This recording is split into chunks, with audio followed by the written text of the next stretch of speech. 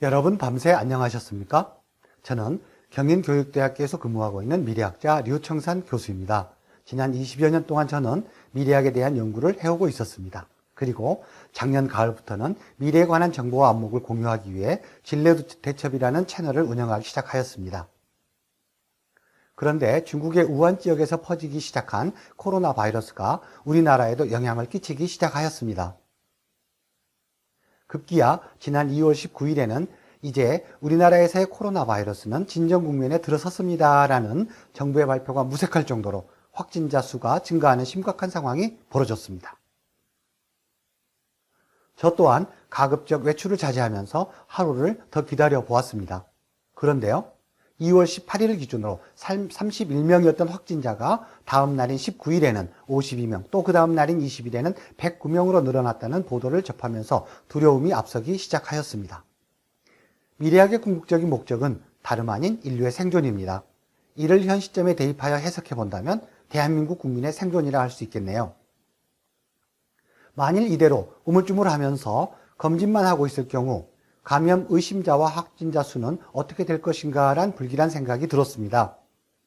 그래서 질병관리본부가 제공하는 보도자료의 내용을 바탕으로 데이터를 수집하였지만 2월 18일 이전의 자료들은 9천여 명의 의심자들 중에서 약 0.3%에 해당되는 30명만이 확진자로 분류되었다는 정도의 자료를 접할 수가 있었습니다. 만일 확진자가 폭증한 1차 시점의 요인을 신천리 효과로 본다면 학생들이 등교를 시작하는 3월 초를 집단 감염의 2차 시기로 판단하였습니다. 정리해보면 학교가 뚫릴 경우 그 영향력은 신천지 집회 저리 가라는 수준이 될 것입니다. 단순히 일주일 정도 개학을 늦춘다는 방식으로는 우리나라 국민들의 건강과 안전을 담보할 수는 없습니다.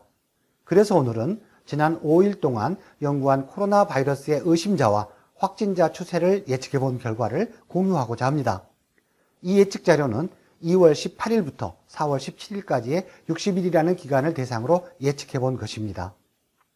정부의 일사불란하고 강력한 대응 정책으로 인해 이 예측 자료가 빗나갈 수 있기를 간절히 염원하면서 자료를 올려드립니다. 이번 영상은 코비드19나 코로나 바이러스 또는 우한 폐렴이라 불리는 전염병의 확진자와 의심자 현황을 살펴보고 향후 60일 동안의 확진자와 의심자의 추세를 탐색해 본 다음 정부와 학교 그리고 교육청이 청소년들의 건강과 안전을 위해 해야 할 일들이 무엇인지를 소개하기 위해 제작되었습니다. 신천지 상황이 발생하였던 날의 하루 전인 2월 18일에는 확진자가 31명이었으며 감염이 의심되는 사람을 기준으로 볼 때 확진자의 비율은 0.3% 정도로 그리 심각해 보이진 않았습니다. 하지만 2월 21일에 이르러서는 의심자 대비 확진자의 비율이 1%를 초과하게 되었습니다. 그리고 다음 날인 2월 22일에는 2%로 가파르게 증가하다 2월 23일 일요일에는 2.4%로 다소 증가세가 누그러졌지만 방심할 수준은 아닌 것으로 보입니다. 이번에는 그래프로 설명드리도록 하겠습니다. 화면에는 하늘색과 붉은색의 선 그래프가 그려져 있습니다. 하늘색은 앞서 설명드린 의심자 대비 확진자의 비율이고 붉은색은 의심자 대비 확진자의 증감 비율입니다. 그리고 원문자 1번부터 4번까지 표시되어 있는데 3번과 4번을 중심으로 설명드리자면 3번까지는 하늘색이 붉은색 위에 있었지만 2월 18일 이후 4번 영역에서는 확진자의 증가율이 가파르게 역전되는 상황을 보여주고 있습니다. 이 그래프가 다시 역전되어 3번 영역에서와 같이 같은 형태가 되기 전까지는 안심할 수 없을 것으로 판단됩니다. 앞서 설명드렸듯이 2월 18일부터 21일에 걸친 정부의 발표 자료를 보면서 사태가 심각하다는 사실을 인지하였습니다. 그래서 데이터가 부족하긴 하지만 매일매일 수정 보완하며 확진자와 의심자를 추정해 볼 수 있는 모형을 탐색해 보기로 하였습니다. 참고로 탐색 기간은 2월 18일부터 4월 17일까지의 60일로 설정하였습니다.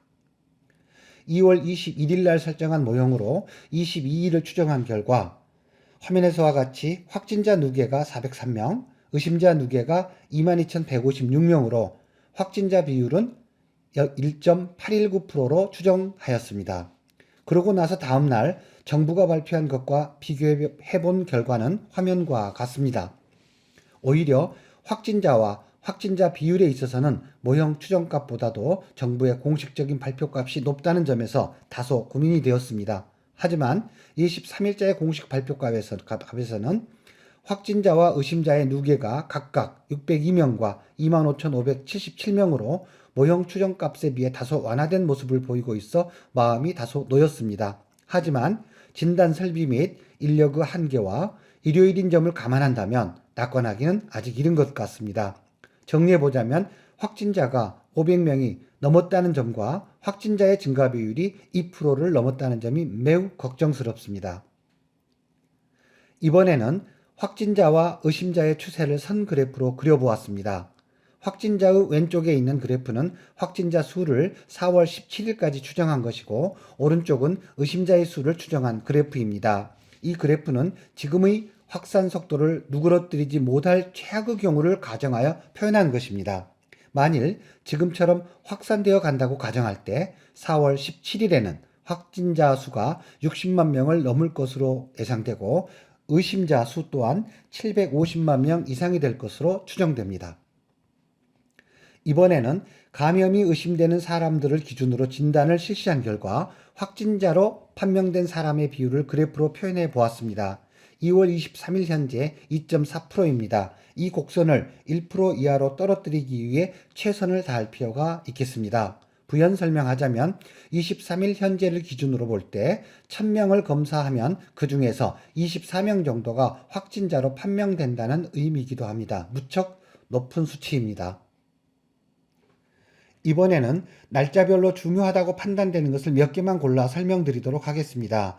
2월 21일에는 확진자 비율이 1%를 넘어서기 시작하였습니다. 만일 23일에 602명이었던 확진자가 월요일인 2월 24일에 1000명이 넘어서게 될 경우 정말 심각한 상황으로 진입하게 될 것으로 우려됩니다.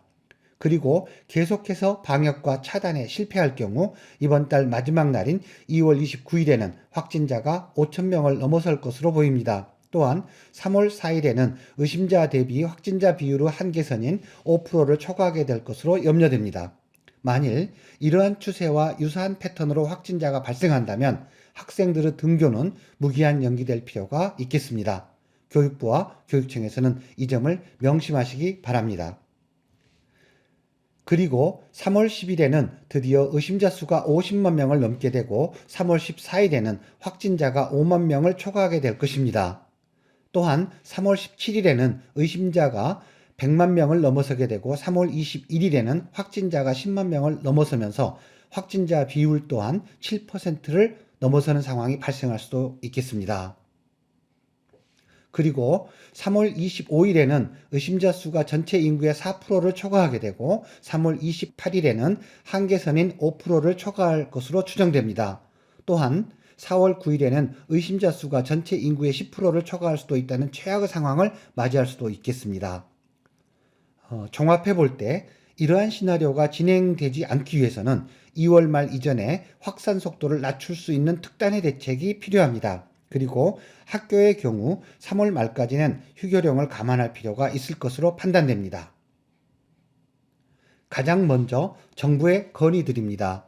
이와 같은 최악의 시나리오를 막기 위해 정부가 최우선적으로 해야 할 일은 첫째, 외부 요인을 차단한다는 관점에서 한시적으로나마 중국인들의 입국 금지 조치를 2월 25일 이전에 반드시 취해야 할 것으로 보입니다.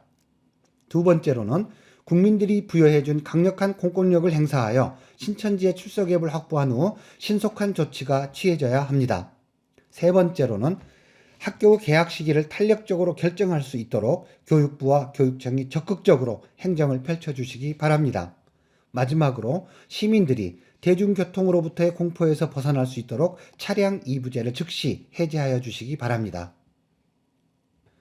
이번에는 교육청과 학교에 건의드립니다. 최대한 빠른 시일 내에 교사들의 상태를 파악하고 의심되는 교사들을 대상으로 최우선 검진을 실시하시기 바랍니다. 그런 다음 선생님별로 학생들의 건강 상황을 인터넷이나 전화 등을 통해 1차적으로 확인할 필요가 있겠습니다. 학교의 경우 학교장의 권한으로 저학년과 고학년의 등교 일정을 탄력적으로 운영할 수 있도록 하면 좋을 것으로 판단됩니다. 마지막으로 청소년들과 부모님께 건의드립니다. 부모님들께서는 자녀들이 신체 면역력을 높일 수 있도록 규칙적인 생활과 충분한 수면 지도를 해주시기 바랍니다. 그리고 전자기기의 절제된 사용도 지도해 줄 필요가 있어 보입니다. 아울러 유튜브 위생이나 청결 그리고 면역력과 관련된 콘텐츠를 자녀와 함께 시청하는 시간을 가져주실 것을 거듭 당부드립니다. 앞서 제시한 예측 자료와 비슷한 패턴으로 의심자와 확진자 수가 증가한다면 감염 의심자 수가 50만 명을 넘어갈 것으로 보이는 3월 10일 전과 고비일 것으로 보입니다. 왜냐하면 이 숫자는 2020년 현재 대한민국의 인구수인 약 5,200만 명의 1%에 해당되기 때문입니다. 아울러 확진자 수 또한 3만 명을 넘기게 될 것으로 추정됩니다. 의심자를 기준으로 볼 때 확진자의 비율 또한 6%를 넘는 시점이기도 합니다. 전체 인구의 5% 이상이 의심자로 분류되고 그들 중에서 또 5% 이상이 확진자로 판명되는 한계점을 지나게 될 경우 그 나라, 그 사회는 어떠한 앞날도 보장받기 어려울 수 있을 것이라는 불길한 예감이 듭니다. 그래서 집단 감염의 우려가 큰 학교의 통제는 무엇보다도 중요합니다. 앞서 제가 설명한 것들이 모두 빗나가길 간절히 기도하면서 오늘 방송을 모두 마무리할까 합니다. 다음 시간에는 여건이 허락한다면 학교와 가정에서 실질적으로 대응할 수 있는 방안들을 소개하는 시간을 갖도록 하겠습니다. 청소년의 건강과 안전은 우리의 미래이고 꿈입니다. 감사합니다.